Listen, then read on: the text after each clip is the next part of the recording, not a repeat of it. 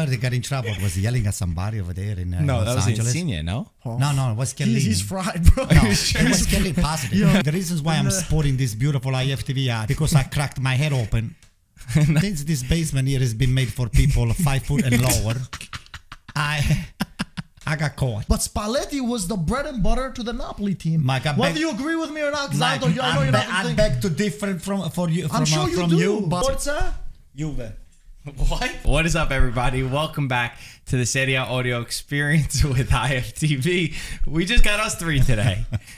We're looking good. 3 is a perfect number. 3 is a perfect number. It's an odd number, actually. No, it's the perfect number. But it's odd. You like the number 3? I like it. For what, Maldini? You remember who that is? You got Chiellini over there. Look at that. I mean, let's not compare Maldini. One foot on the grave, one foot on the banana peel, as you say, right?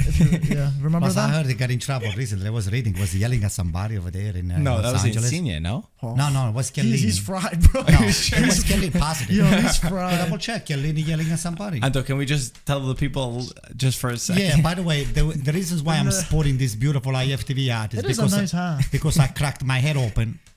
Not really. No, you don't gotta show up. You don't gotta show up today. Since this basement here has been made for people 5 foot and lower, I got caught. So I normally duck. Let's start with what game? You tell me. You remember the game? Yeah. About we started with with Fiorentina being 3rd place. That was good. Very impressed.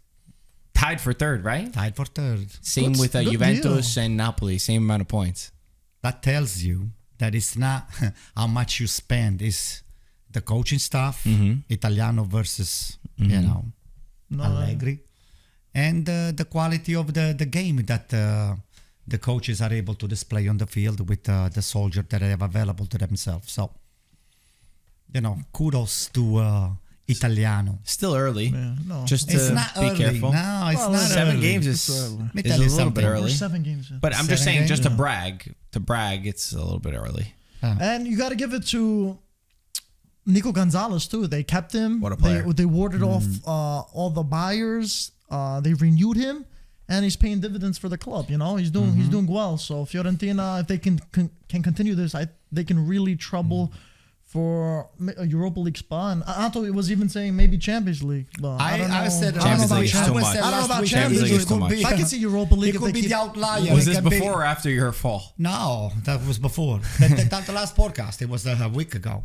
I said that Fiorentina might be an outlier. It might be just the one that is going to be surprising a lot of people. You know what I like today in the game when I watch? Enzola finally scores because he does a lot of work holding up the play, his impact. Tactically, I think he helped the team look better. But, I mean, even Italiano said it. He needs to score goals. That's what you're there for as a center forward. So he gets the goal. I think it was the 3rd goal, the last goal. They dominated against Cagliari. I also liked the wing backs, the fullbacks, I should say, Parisi and Coyote. I like the way that they look a little bit better than I like Dodo and Biraghi. Blood too. Younger Italian players that understand the type of formation that they're trying to play. And you said, and Aristan asked us, how underrated is Nico Gonzalez? It's not that underrated. Believe it or not, it's been flying under the radar, but it's not underrated. It's underrated because it's flying under the radar. It's like a.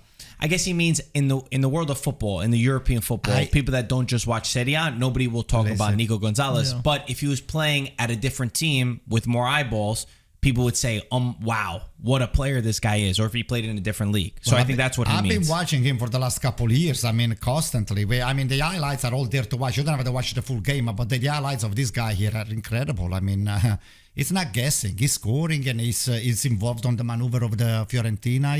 It's involved. It's involved almost 80 or 90% of the time. And he renewed his contract now. Yeah. He said that maybe he's playing this well because he took the number 10 this season. That's part of the You think it actually matters? It does. Yeah? It does. Castrovilli had the 10 before, if I'm not mistaken, right? Okay, now Castrovilli is no longer there. I'm not sure what the plans for Castrovilli are. I don't know. I think they tried to sell the player and then something didn't work out with the physical. I think he got injured again. He did. I'm pretty sure he tore his ACL again. He's still there. He's still there, but they took away the 10, obviously. Well, they have to. If you got to play like Nico Gonzalez, then you got to do it. It's true. It's true. Come on. Yeah, but normally you don't take the number of somebody, of a member of the squad that is been already wearing that stuff. He has to be, worked out in a way that they said, hey, by the way, Gaetano, you think that we can make Nico Gonzalez happy with you swapping the numbers or just getting another number? So I'm sure they said something. I think Gaetano is going to be finding another team. Yeah. Let's move on. I want to talk about Milan because I was so impressed with the game against Lazio. 2-0 dominating performance pretty much. First half was a little bit sloppy, I think, from both of them. Pulisic gets his goal. Leao 2 assists. Everybody looked amazing. Well, the thing that I noticed, you tell me if I'm reading too much into this or if maybe I'm on the right track. We killed Pioli for what he did in the derby, where he had so many numbers forward and then he left themselves exposed at the back to counterattacks. The only way Lazio was going to score in this game were 2 things: counterattack and losing the ball out of the back for Milan. They were not going to build into the game at all. I think I saw Pioli try to adapt to that a little bit. He wasn't flying everybody forward. Calabria tucked in a little bit more. The fullbacks didn't go as inverted as usual. So I'm wondering if he learned from that derby and if this is what we can see going forward. Because if they figure out defensively, and they have Tomori, who Tomori is such a crucial part, now we're talking about a real Milan. Well, when Tomori's on the game and is focused, he's a great defender. But don't forget, we still do not have Kalulu that is still injured. I think he's coming back soon. I think AC Milan with an extra center might do the job. He can play with the 3 defenders. I mean, because Calabria technically is not playing right defense. Calabria is like another midfielder, because you beat Calabria with a fake. I mean, Calabria just goes down if you just blow it at him. But I'm telling you, that's reasons why they're not using Calabria as a defender. So did you notice anything different? Well, technically, the full squad did not overcharge when we were playing offensively, because even when Florenzi, for example, came in for Calabria, I didn't see Florenzi coming all the way down and crossing the ball from the corner kick. Florenzi just limited his action to be 3/4 to 3/4 and back defensively again. So Florenzi was involved, but not offensively, as I remember Florenzi playing the previous game that I seen on AC Milan. So I think the fact that we do not have Krunic right now, I think Adel is adjusting to the new role. He's been told that you're not gonna go all the way box to box. You're gonna be just doing the regista difensivo, take the ball from the defense and just make the game happen in front of everybody else. And he's been told that in front of you have other players that are capable to do what we need to have them do with the midfield. So our offensive line is spectacular. Leao, we don't need him to score. We just need him to make this run, attract a couple defenders, and then free somebody on the middle that is going to come in and tap the ball in, or just we had a lot of chances. I mean, I was listening to you and Grella during the first half. I mean, AC Milan didn't play bad. It's just they did not convert. We need to convert a lot more chances. Well, you had that problem against Newcastle. When you outshot them 9-1. So the thing is, if the ball's starting to go in more frequently, and you get a player like Leao, maybe Reinders has been so unlucky. He went so many times close to score. He just can't score. Open net here and there. It's like the Qatar of last year. I mean, you can even buy a goal if you really wanted to. No, but he's playing amazing. It's spectacular, but he's been unlucky. CDK didn't even play well, besides not scoring. He's been unlucky. The guy needs to explode with 1 or 2 goals or make a tripletta one day. That guy is going to fly off the chart. I think we are in good shape. What did you notice, Mike? That game, Milan played good. I think it was just they scored in the second half, both goals. I think it just seemed like a matter of time till Milan got the goal. And if they didn't score, it would have just been unlucky for Milan. I agree with you with the chances converted, and I still bring it up. I feel like no one still agrees with me. I don't think Giroud is the player he was, and I don't think he's creating chances or finishing chances that he gets, and I just feel like he's invisible. Whatever, you can disagree with me, but I've been saying it from the beginning of the season, even last season a little bit. But they still got to rely on the wingers. Pulisic, yeah, he came in, he scored loud, whatever, 2 assists. We all know he's good. 2-2. That's true. Okafor. So would you start Okafor over Giroud? Maybe ease him in. I mean, it's going to be next tough. game against Dortmund. Oh, just like Okafor's got 2 goals in 2 games. Yeah. No. And I'll start him in Serie A first. I wouldn't start him because they're so used to him. But I do feel like they have to start slowly phasing Giroud out, how they kind of did with what was it, Zlatan at the time. Just because he's older, he's not the same player he once was. Listen, let me tell you something, Mike. I've seen a little different than you. First of all, I've never seen somebody 37 years old pressing the goalkeeper when the ball is going out and the goalkeeper is going to have to make a decision. Giroud runs to the goalkeeper. He wants the goalkeeper to make a is making them make quick decisions. And many times they translate in ball being turned over. But he did that too a couple seasons ago, and he was scoring on top of that. But now he's losing that part of his game a little bit. He made a big save in that one touch shot that he took, and then and Reinders was not able to convert with the open net technically. But that was Giroud. Let me tell you something. Giroud is going to make it count when it's very important. And I trust Giroud. So. I trust Giroud. And I just want to say for Lazio too, they're just another team that you don't know what side you're going to see from them. They didn't look good at all. I don't know if it was because Milan played them very well, but they just looked kind of lethargic a little bit. Yeah, it was something. They just did not look. There was their bad side. I think AC Milan didn't let them play. That's the problem. That too. I think it was a little bit of both. A good team. I don't think Lazio is a good team. They are okay. They have good players. They have very good players. Yeah, they're on paper. Psychologically, there's something messed up in their head. Because how do you go from being the second best defense last season to defending the way that they defend within this year? To me, that doesn't make any sense. But nobody can defend against Leao the way you think they should be. Okay, but overall, not just in today's game. In general, the way that Lazio's been defending with the same players, the entire team is basically the same without Milinkovic-Savic. It shouldn't be this much of a downgrade. He starts Tati Castellanos because Immobile didn't have he wasn't able to start. It caused a little bit of controversy online where Immobile's wife was posting on Instagram. People are not grateful, blah, blah, blah. Right? Immobile has not been good, though. Yeah, I know. He's not been good. Castellanos, I didn't see anything, but then though, again, to start. Yeah, I know he's trying. He needs time. I didn't see much. How do you make a judgment? Okay, I'm just saying, from what I saw, I didn't see much. Yeah. But it's the entire Lazio attack. Squad. Yeah, it's a whole squad. There's no fluidity. There's no movement. There's not that same aura of last year.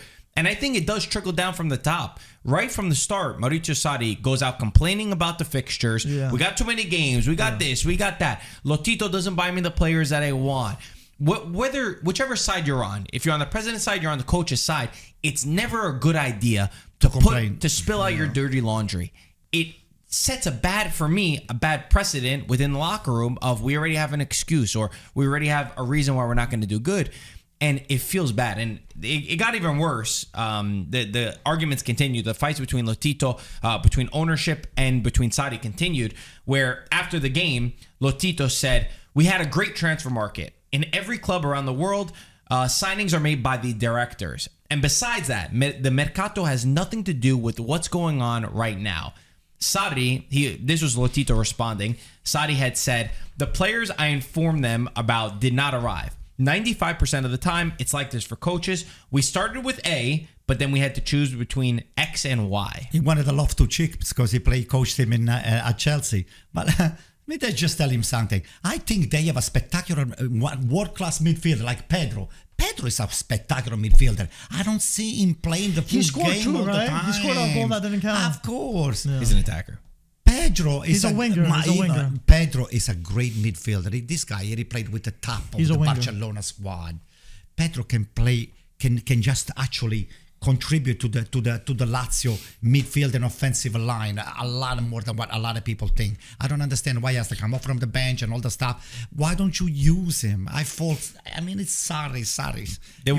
There were some reports that they were thinking about the sacking. Not really good rumors or really reliable rumors. Yeah, they were saying that Lotito, which is something that it seems true, doesn't want to pay two coaches. Igor Tudor is one of the coaches available. If you're at this point and you're watching where this Lazio side is, yes, maybe they had a tough schedule to come in, but then when I look at some of the games that they lost points to and dropped points to, I pull back and I say, all right, they should have done better. What would you do at this point, Mike? But it's not even just results, Margo. If you losing the results and playing well, they're not playing well either. Watch the game. I understand. So what would you do, Mike? If you're in charge? I don't like Sarri. I just don't think he's that good of a coach. I feel like he's overrated, and I'm starting to believe Anto a little bit. But he did an amazing job getting the team second place last season. Because everyone else was fighting for Europe. He was playing the same amount of games as Spal.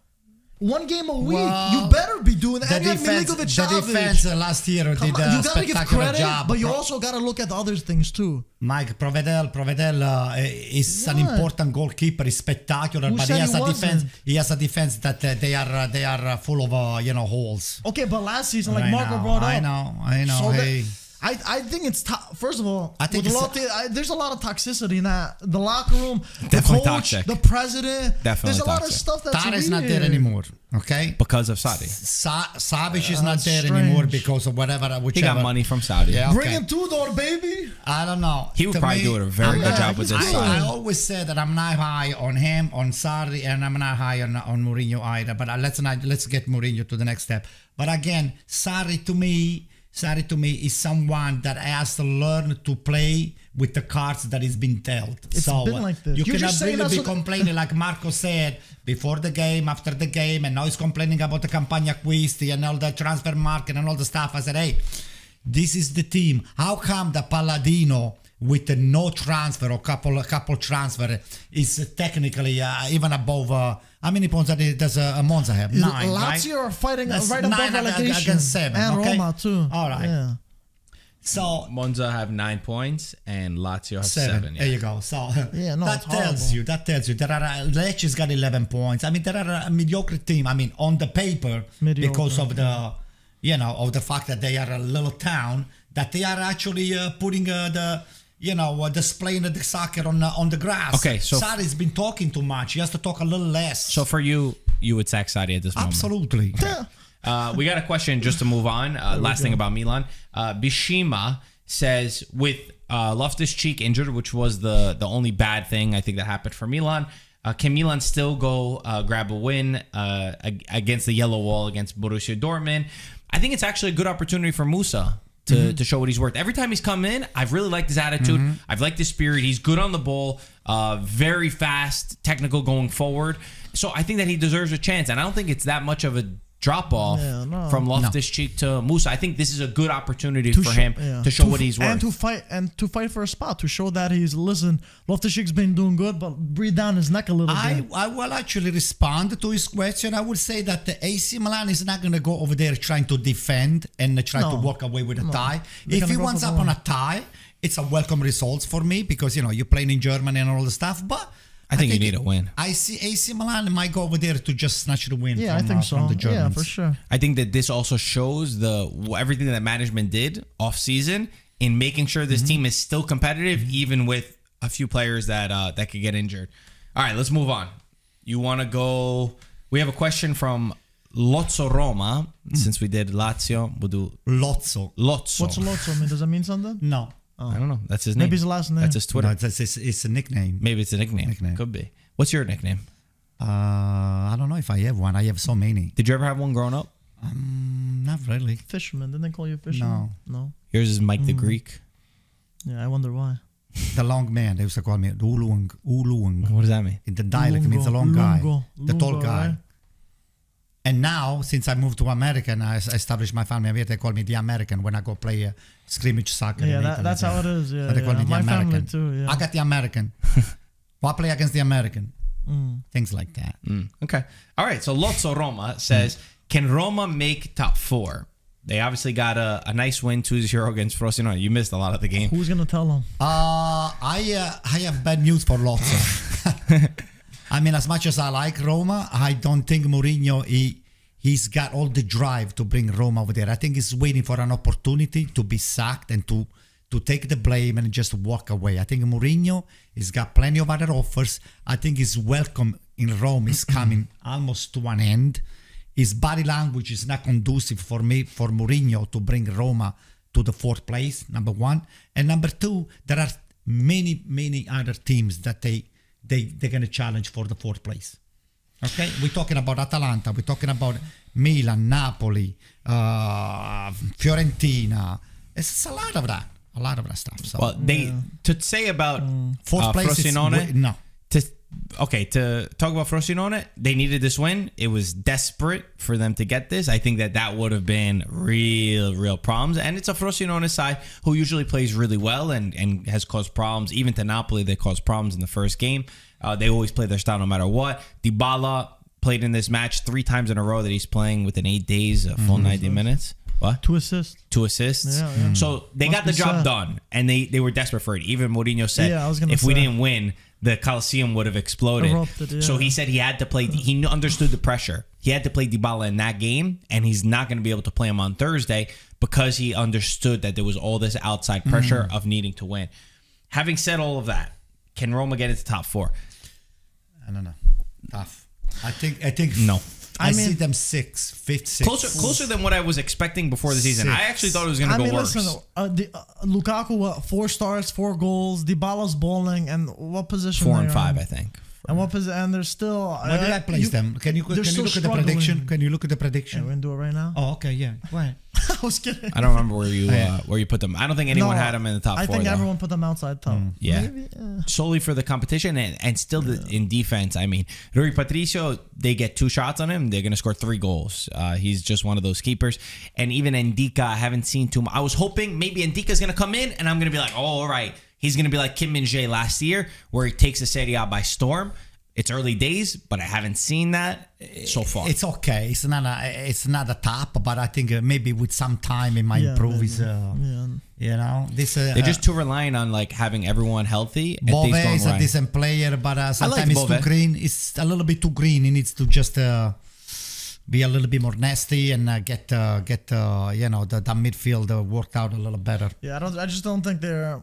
Compared to the other competition, unless something really flourishes. And I mean, Dybala's doing well, Lukaku's doing well, and it still seems like a struggle. Maybe Pellegrini, now that he scored a goal, he could come back to the Pellegrini we knew 2 seasons ago. Unfortunately, I feel like I was Pellegrini's biggest fan, but I just feel like he doesn't have it what that season was.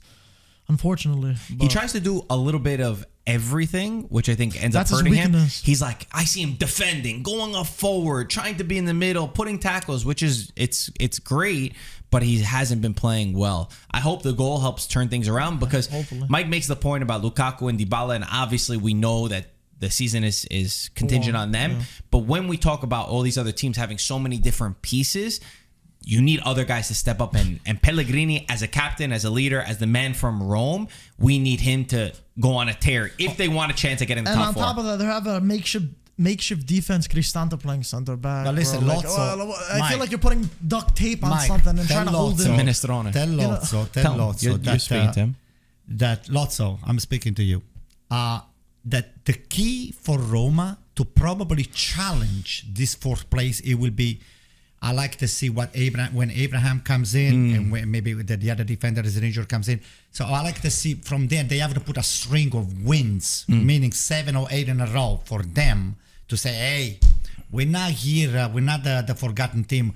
We are here. We are a part of the group that is going to challenge for that. I would love to see a front 3 with Dybala behind Tammy and Lukaku and see how they can link up, because I actually think that they can link up really well. So, and then Pellegrini midfield. It should be New Year. In the New Year, I think it's January, late January, early February. Oof, that's a long time. Well, but I think they need to make some mercato moves too, man. Can they?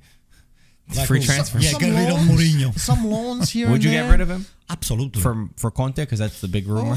Big time. Yo, really? No, you hate Conte. Conte's not going to come now. Listen to me. Conte is not a player. It's not a coach that is going to sit back and defend and make something happen on a counter. Conte. That's kind of his style. Well, it's not as. I haven't seen that doing that on Tottenham. With Tottenham, with the Spurs. No, I was not doing that. No.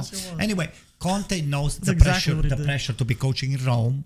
So I think Conte is definitely an upgrade. He's not gonna. First of all, he's not gonna go mid-season. Okay, but let's just and I don't think he's gonna be fantasy world. Fantasy world. 100%. Okay. Everyone should agree with this. Yeah, Mourinho's overrated. I think he. I like Mourinho. I still feel like he's just got. It's the only thing that I don't like. It's like a marriage. Example: a marriage where you have a husband and a wife, and they want 2 different things, where, you know, maybe she wants kids, he doesn't want kids.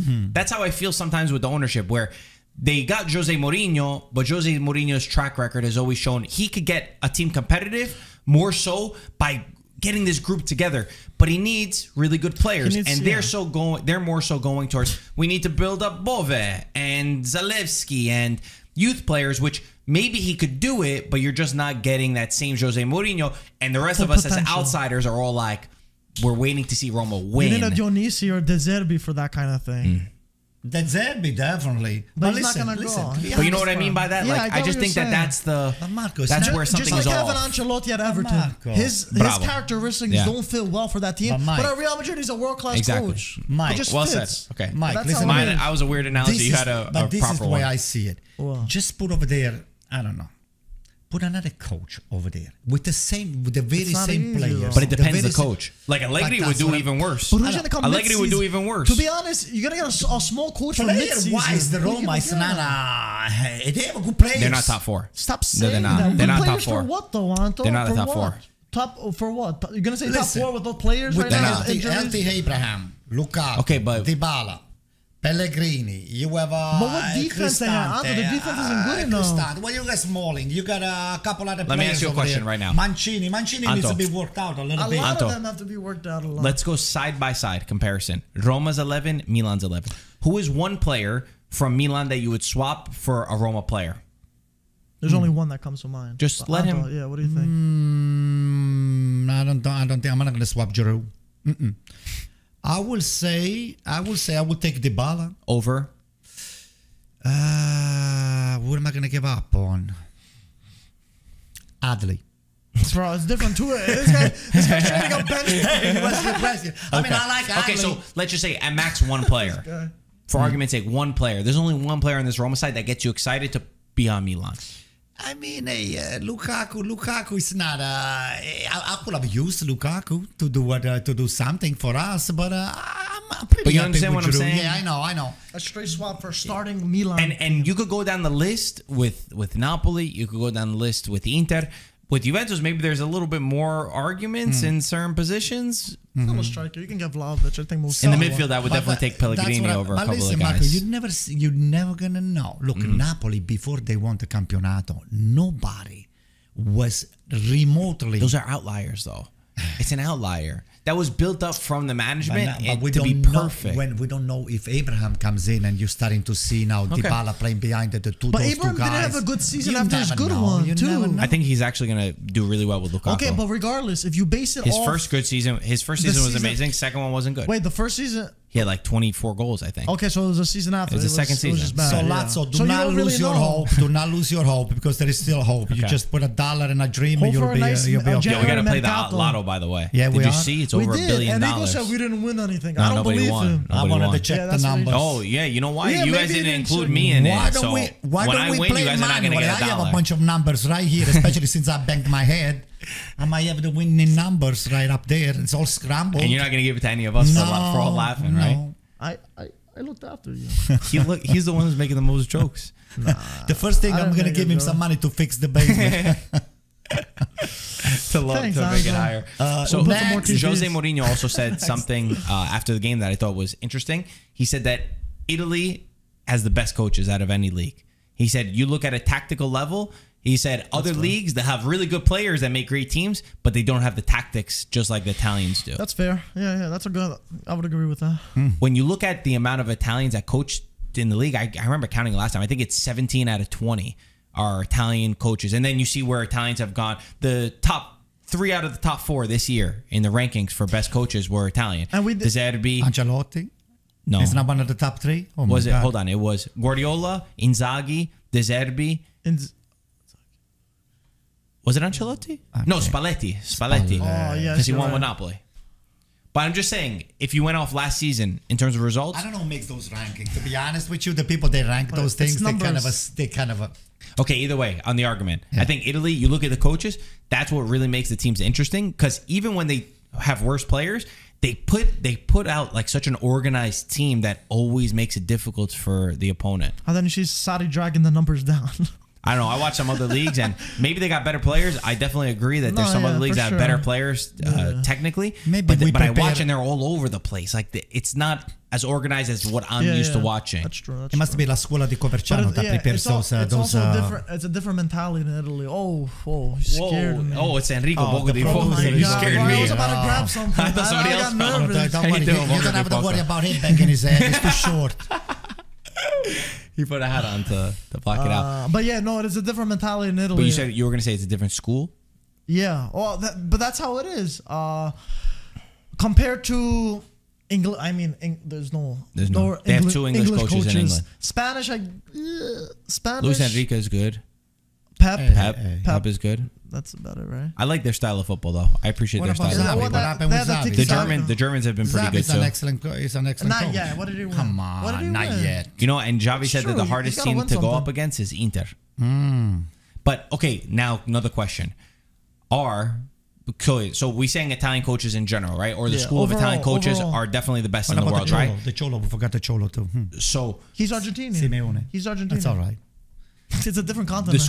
The school of Italian coaches is the best, right? But we're seeing a different wave, in my opinion. The Palladinos, the Thiago Mottas, the De Zerbis, the Dionisis, Italianos, different school. Now, are the guys that grew up in the school that were still the best? Are they getting phased out? Like the Mourinho, the Allegris, the because it's not working. Ranieri. Maybe it's not nice to say Ranieri because he's iconic, but still, either way, for sure, that kind of school of coaching, it's developing. No, Di Francesco is the complete opposite. That was a joke. I think it is. I think the mentality. Look at Thiago Motta. Even though he didn't go to school in Italy, I'm not sure if he went to school in Proverciano. Okay, so look, those are the players that they embrace offensive type of soccer. Okay, and the pressing, tutto campo, pressing a tutto campo, possesso di palla, and then and make the people enjoying the money that they spend for the tickets. Allegri, he will sit on the back. Mourinho will sit on the back, and a few other people that will sit on the back and they will play. You try to hit me first. Let me not get. Let somebody else not to score on us, and then we'll take it from there. So.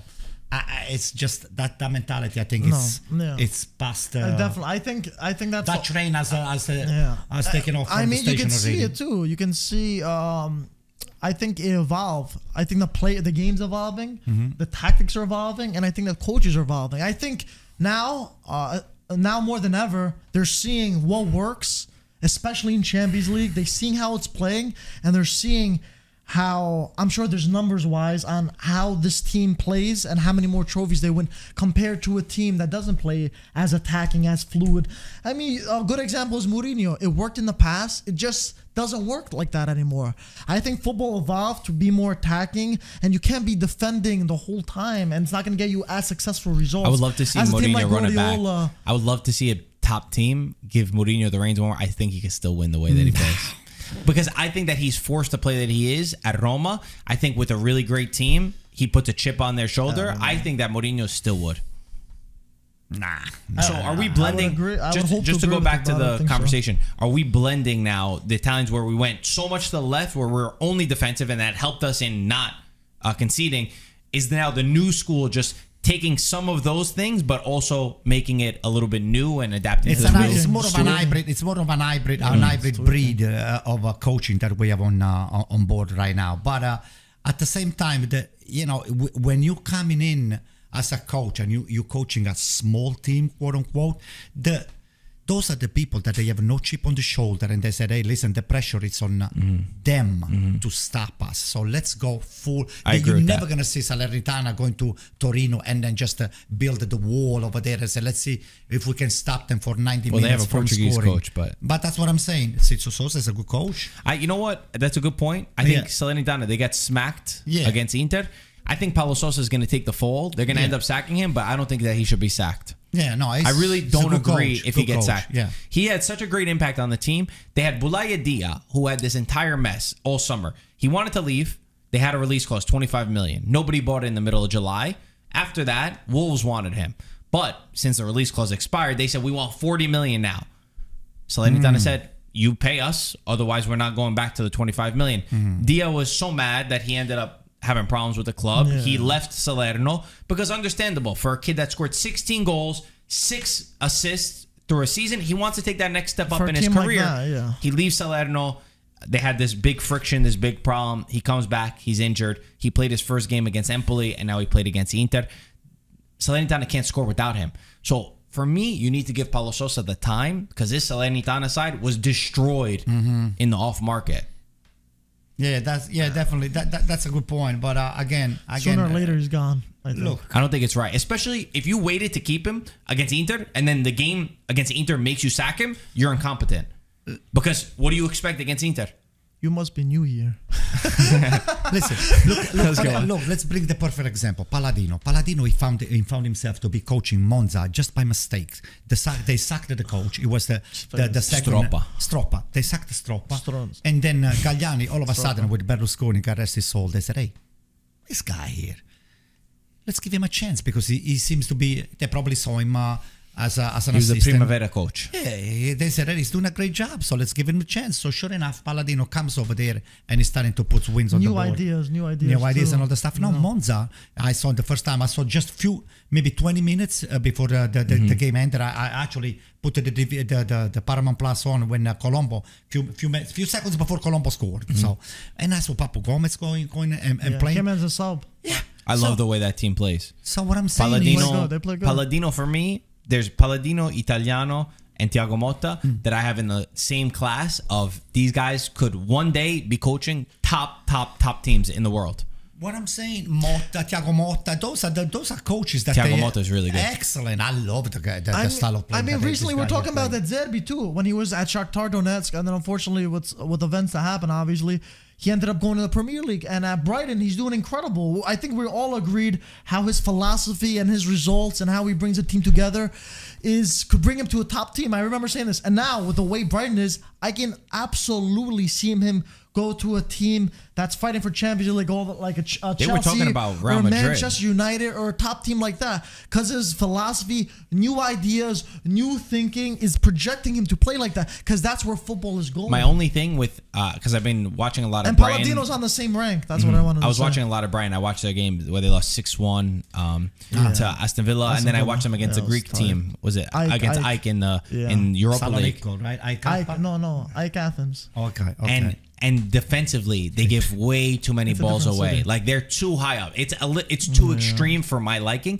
And that's sort of, even with Vincenzo Italiano, I love him, but sometimes he gets caught up where we can manage it a little bit better. And I think Thiago Motta and Palladino seem to have the balance a little bit back, a little bit further back. A little bit more reserved. My biggest thing is, how do they manage big players? Will they be a Gasperini who's going to play great football, but you're going to be in a market like Atalanta? Or are you going to take that next level and be really good man managers and be able to coach the big teams and the big players? That reminds me of when Atalanta played PSG to almost go to the semifinals, how they should have played a little bit more reserved, but you live and die with that style of football. But you have to. I don't agree so, but that's the mentality. It's like, we're going to play like this no matter who we play. And I think that's a little too extreme, but, you know, like, I would love someone who starts with that. Then adjusts. I agree with you. No, I agree 100%, but I don't think it's as easy as we say. And it definitely, I think that we also, it's hard to tell because some of these teams, they have really poor defenders. Like defenders who, when you want to play that style, you got to have extremely good defenders. That way, I was about to make that point of there. The flip coin of what we just said is that when you're trying to protect a very small lead, like a 2-1 or 1-0, toward to the end of the game, and then you just make yourself trying to lock, the gate, and then somebody scores on you. That said, you see what happened when you play Catenaccio? Boom. So there is a flip side of the coin all the time. So you have to try to find the perfect balance to defend or to defend a little bit more when the game is coming to an end. They try not to take those, try to not to get outnumbered. Manage the game. Waste time a little. I feel like they were rushing the throw. I was like, what's going on? You know who I think has found that balance this year? Atalanta. Atalanta has, I've seen a very different Atalanta side this year. They got the 0-0 against Juventus. They deserved to win. They played better than Juventus. They went forward more. They had their chances. But defensively, Atalanta looked much better. There's some grit to them. They're physical. They're solid in the back. Maybe in the end, they're not going to have the quality to get to the top 4. Yeah. But when I watch the way that they play, for me, Gasperini's team, this looks like a different, more evolved Atalanta side. It's the midfield that does a very good job too to make sure that the defenders are nicely and protected too. Look at the midfield. I mean, against Juve too, I think they deserve to get the 3 points. Juve, they deserve to lose the game. They got so Atalanta deserve to get the 3 points by far. They deserve more for sure. And guess what? You know what they did really well? They stopped conceding at home too. They fixed that home form. Remember last year or the years before, they would lose more games at home than they would lose away from home, which, if you want to be a big team, home has to be your fortress. And the team that doesn't have the balance right, it's the same thing almost every week, is Juventus and Allegri. I want to bring something up. Tell me. Okay. I know it might be considered to be crazy. If you watch hockey, I know, but you're starting to make hockey with soccer. If you watch hockey, at the end of the regular time, there is overtime. Oh, boy. After the end of overtime, if there's nobody wins, there is penalty kicks. Okay? How hard did you hit your head? So, during the penalty kick, the losing team, regarding whether winning or losing, the losing team, if you lose it at the penalty, you get to walk away with 1 point. Okay? And the winners, they get the full win. So what I'm trying to say to you, but if you, I'm not saying, let me finish. Oh, gosh. If you want to get the spectacularity of the game, and you want to just, get the. We had this conversation yesterday too in a group chat. They said with our boy you Mike. have to make the team go all the way out for the win. I'm not suggesting that we're gonna have to play overtime and all that stuff, but let's find a little balance. Maybe we could just get different both sides, Anto. In the tournaments, you have where there's no draw, right? Yeah.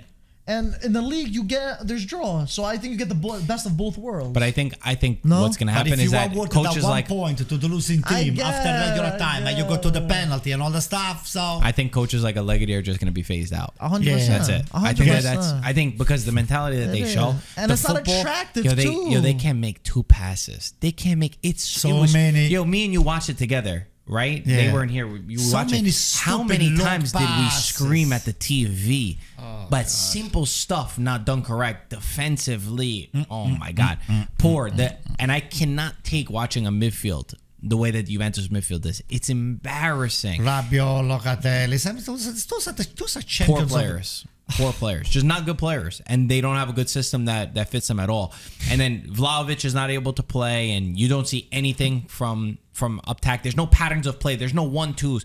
There's no movements. Nobody knows where they're supposed to be. It's difficult to understand what's going on the field. I said, what are they doing now? What are they doing? The money.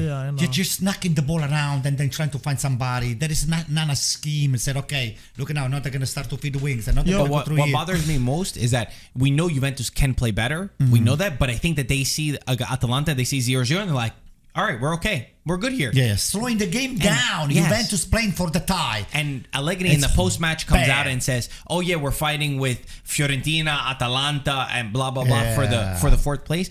As a Juventus coach, as a coach of Juventus, that you're brought in for this, and you're in one competition, I don't like the words that he says either. There's so many layers to this. I know it's a lot of what we repeat consistently. You know what behind the scenes translate on what Allegri just said? I said, I do not have a team to be fighting with AC Milan, Inter Milan, and a couple other That's such a cheap excuse, bro. That's what translates into it. That's like saying, dog ate my homework. Like, come on, buddy. We know, like... The thing is, he's just trying to make it seem like Juventus is Bologna. Or like, Fiorentina. Oh, we got to fight for 4th place. Like, that's a great... No, that should be the minimum. This Juventus side is a minimum to get 4th place. He wants a clutch so he can protect his little job security. But it's not even just what he says, though, because it's also backed up by the actions. Because a team that fights for the Scudetto, a team like Inter, Milan, and Napoli, they don't do 0-0 at Atalanta and are content with it and sit back at 0-0. They were sitting back. The last 10-15 minutes, Allegri was sitting back. Was happy to sit back and not to challenge the 3-quarter and the box of Atalanta. End of the story. Yep. It was disgusting to watch. I got nothing else. Thank God I'm not a Juventus fan. I got nothing else on that. But I was happy to watch them because I hope they play like that against AC Milan, which is coming up soon, I hope, right? Yeah, we skipped over Inter with Salernitana. Lautaro, what a player. He got subbed in the 55th minute. It was 0-0. He scored 4 goals. First player in the 3-point era to do that. I think he's got 9 goals so far this year. He's almost double digits in goals, and we're 7 games in. My question to you guys is... What does it say about I put him couple I think, if I remember correctly. Is Lautaro Martinez world-class? Yes. You cannot really judge against the Salernitana. Watch his performances. He's top. You can see in the beginning how, maybe struggled a bit of being in the league, but he's taken the bull by its horns. He's the captain of this team, and he shows up against the small teams, against the big teams, when he's not the starter, when he comes off the bench, in Europe, in Serie A, in Coppa Italia. That's what a world-class player does, and he's the franchise player, baby. How many goals did he score against the Parma?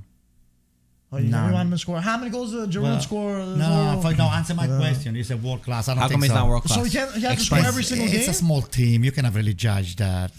But overall, 9 goals so far this season is a lot, Anto. Listen. You got into a lucky groove that you get to score 4 goals. Can you do that consistently? I don't think he can do it. I don't think he's a world class. I mean, he's a great player. Don't get me wrong. I wish I had him on AC Milan, but it's not top. The thing that I was definitely wrong about earlier in the season, where I thought, because Inter had so many different goal scorers, I think they had 7 different goal scorers at a certain point, and I said, all right, you know what? They're not going to be relying on Lautaro. And I was definitely wrong, because when he was not there, I didn't see the same, every time he comes in, he does make the difference. So they're definitely reliant on Lautaro. He's a very important player, which is normal for a lot of the big teams. I mean, like a lot of the big teams, you take out Osimhen or you take out Kvara, you take out Leao for Milan, which makes sense. The thing that impresses me about Lautaro, consistently he's gotten better year after year. He's got this intensity when he plays, like that he hasn't scored in 10 years. Yeah. He's running at defenders like a madman, slide tackling. Yeah. And what's elite about him is he scores a lot of goals on his first touch. He doesn't take the ball, turn around, wait, get a coffee. A lot of time he catches the goalkeeper sleeping because he takes a shot. You know what Lautaro reminds me of? Sit over here, a Primavera player that's fighting for his minutes. Like he wants to prove to the coach that he deserves to start. And that's what I like about it. They call him Il Toro. They call him Il Toro, but they should call him the Tiger. He's got the high of the tiger. That's true. Yeah, of course. But he doesn't feel like, oh, I'm the captain, I don't have to. He fights every minute he's on. Even when he doesn't score, he rushes the defenders, make them do mistakes. But it's true, excited are you to talking about this Inter player? But why not? I never seen you that excited talking about AC Milan players. Who am I going to talk about? Giroud? Get the hell out of here. Who am I going to talk about? Giroud? Leao. I've always given credit to Leao. All right, let's... I give credit where it's due. Last topic that we have, Aper says, can this Napoli side find some stability and make a push for the Scudetto? They won 4-0 against Lecce. We had Kvara and Osimhen looking like the mold cells. The ball from Kvara when Osimhen scored was beautiful. Osimhen's got 5 goals in 7 games so far. Forget about all the social media, the TikToks, the suing, all the BS behind the scenes. I think they took out a lot of anger on this Lecce side, who coming into this game, Lecce only conceded 5 goals all season, and then they conceded 4. My answer will be no, because first of all, it's very difficult to win back-to-back, number one. Number two, a lot of teams, they made the adjustment already when they play Napoli. They take the game to Napoli. They don't let Napoli attack them the way they did in the previous championship. And number three, there is some attrition and friction within the locker room, and the fact that you lost 1 or 2 players, and that this Rudy Garcia is not really cutting the masters the way Spalletti used to run the team. So a lot of people, they have a chip on the shoulder. They said, hey, this guy here doesn't really know what the hell he's saying, Garcia to us. So they are saying, they're taking everything with a grain of salt, and I think they're not fully invested. The level of concentration has dropped from what I see of last year. It could be my perception, but I don't see Napoli focus the way they were last year. Mike? Yeah. Can they? To answer Aper's question? No, I don't think so. I don't even think they're going to have the same coach till the end of the season. I think Rudy Garcia is going to get sacked. I don't think he's as good as Spalletti. I think De Laurentiis messed up this season for Napoli. He put his ego ahead of this team, which how so? Because he thought, he was trying to go with what's it called? He was trying to with Spalletti. He tried to not give him what he wanted for a season that no one expected them to win. He didn't want to give him the extra money that I don't think was a crazy amount. And now what I see from this is he's going to be paying 2 managers just because he got his ego in the way. Like, oh, we don't need you. You didn't do this. But Spalletti was the bread and butter to the Napoli team. Mike, whether you agree with me or not, because I know you're not. I beg to differ from you, I'm sure you do. But I think Spalletti he played the cards the way he played it because he wanted out. He knew no, I don't think so. Yeah, I think 100%. As a manager, that is the perfect excuse to leave as a winner. let me tell you something, Mike. that wouldn't make sense. Psychologically, Spalletti is looking like, hey, it was his fault. But technically, he didn't do much to lower his expectation and saying to De Laurentiis, hey, listen, I'm not here for the money. I love this team. I love the stadio. I love the Napoli. I love the city. I love all the fans. I'm staying. End of the story. So what the Spalletti does, he turns that's his fault. He said it's his fault. No, it's not. Yeah, of course it is. No. They won a Scudetto, and how long? They gave them this incredible thing to win the Scudetto, and you don't want to pay it. How much did De Laurentiis market get from winning the Scudetto? A lot of money, and you don't want to give him an extra something for doing this incredible fee? I think ADL deserves what's going to be happening. I respect your opinion, but I think you're wrong. Okay, and I think you're wrong too, because you should credit a coach that wasn't supposed to win the Scudetto and do that instead of saying, "Oh, we got to stick with the contract." Give him the extra bone that he deserved it. Because that's what he did. What is he going to do with the money at this age? The guy's with 1 foot at the grave and another 3/4 on a banana peel. What is he going to do? What do you mean, what is it? He deserves it. Give me a break. He deserves it. He should be so lucky. He's sitting with great food over there and look at he's around the spectacular food. He sounds like give me a break. That's good. Nice pizza, nice... everything is great in Napoli. Well, go back to Florence. What are you going to eat at the Fiorentina over there? They got nice steaks there. Yeah, I don't like steaks. So to answer Aper's question, I'm not ready to count Napoli out of the Scudetto race. I think that they'll be within points. I still think that Inter and Milan, for what they've shown and what I see happening in the future, they're the two best teams in the league. They're going to be the ones that are close for the Scudetto. And if Napoli put it together, they still can be there. If he says, if they find some stability, they have the players, they have the quality to do so. My only fear is defensively. That's it. In attack, they'll put it together. They have the goals in them. You got a guy like Osimhen that's going to score you 25 goals and Kvara that gets you double digits in assists. You're always going to be challenging, I think. It's defensively. Do they put it together? Does Nathan pull through? Is he a player that, we haven't seen yet, but can he become really important in the center back position? Those are the things that will determine who did they play so far? Except for Lazio that beat them. Who did they play so far? None of the big team played Napoli. Nobody. So let's see what they're going to do with the big team. Let's see what they're going to do with Inter, with AC Milan, what they're going to do with use your imagination. Juventus. I don't know. Let's see. Show me. We have one last very quick question. Let's make this quick. Mirko asks, what do you guys think about Orsolini? Can he become the Italy right-wing starter? Orsolini scored 3 goals for Bologna in their win against Empoli. He's a starter for the Italian national. He was a starter even last year, and I like him a lot. Sorry, Mirko also asks over Domenico Berardi. Oh, well, no. I think they can play together. On the right-wing spot. They can play together. You got Chiesa. You got Chiesa. He's making formations over here. For Berardi, I will never take Berardi out of the national team. So if that was the question, Berardi to me is... But you like Orsolini? I do. You think he's got it? A lot. He's got it. He's got it. No. I like... Explain. Just tell us why. Orsolini's just hot and cold. He's going to have these games every 20 games. And I'm just saying it straight because I've seen Bologna a lot. There's so many times you don't even realize he's playing. And so does Berardi. Look what happened with today. Parma losing against... You're arguing over against yourself. Yeah, you are. You just said you would never take Berardi. No, I'm saying that's the hot and cold. Hot and cold. What are you talking about? Berardi's more consistent than Orsolini. But Orsolini is much younger. I know. He's not, okay, what is he, 25? 20, and he hasn't shown consistency of greatness. I think he's 23. But he hasn't shown consistency, and he's definitely not going to be a starter for Italy the way. You can't be having a hat trick. He's 26. 26. He's 3 years younger. He's not going to be well. I think Orsolini is fine to come off the bench. But he's nowhere near for me at a starting. He's not at a starting level for Italy, and I think Berardi is better than him. Berardi is way better than him. Yeah, for sure. Technically, tactically, Berardi and he scores more and he assists more. Yeah, he's more creative. Orsolini doesn't make me go crazy. I think he could be fine off the bench. He needs to be on the Italian. Yeah, he should be within the roster. There you go. He should be in the roster. What are we arguing? Of course. From the bench? What do you mean to come off the bench? It would be a superstar for Greece. Sure, maybe. What do you mean maybe? We have a pretty decent right winger. All right, guys. That's it for today. Thank you, grazie. Subscribe, like, and we'll talk to you soon. Ciao, and Forza? Juve. What? And don't forget a dub. Yo, you really got hit in the head. I want you to be a believer, okay?